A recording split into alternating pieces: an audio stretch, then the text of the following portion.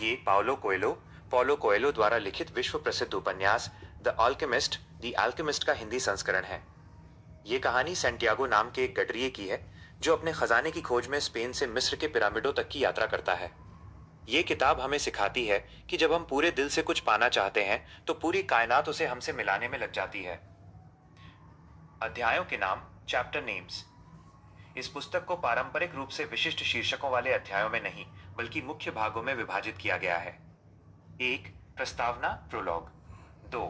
भाग 1, part 1, Santiago की यात्रा की शुरुआत, उसका सपना और मेल्कीजेडेक सालम के राजा से मिलना। 3. भाग 2, पार्ट 2, अफ्रीका में उसका संघर्ष, क्रिस्टल की दुकान में काम करना, रेगिस्तान की यात्रा और अंततः अपने लक्ष्य तक पहुंचना। 4. उपसंहार, एपिलॉग, यात्रा का समापन और खजाने की प्राप्ति। सारांश, समरी इन हिंदी। यह कहानी एक प्रेरणादायक यात्रा है जिसे 3 मुख्य चरणों में समझा जा सकता है।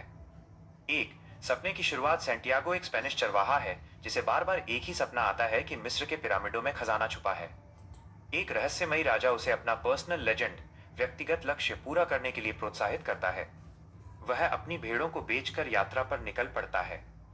2.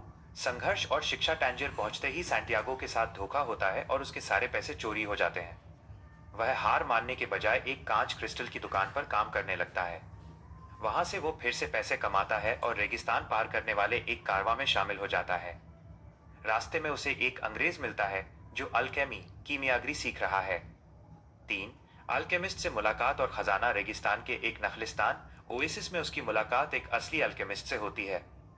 अल्केमिस्ट उसे सिखाता है कि कैसे अपने दिल की आवाज सुने और प्रकृति की भाषा को समझें।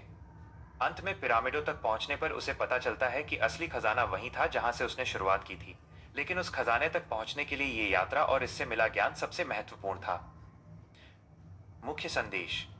जब आप किसी चीज को पाने की तीव्र इच्छा रखते हैं तो पूरी कायनात उसे आपसे मिलाने की साजिश रचती है।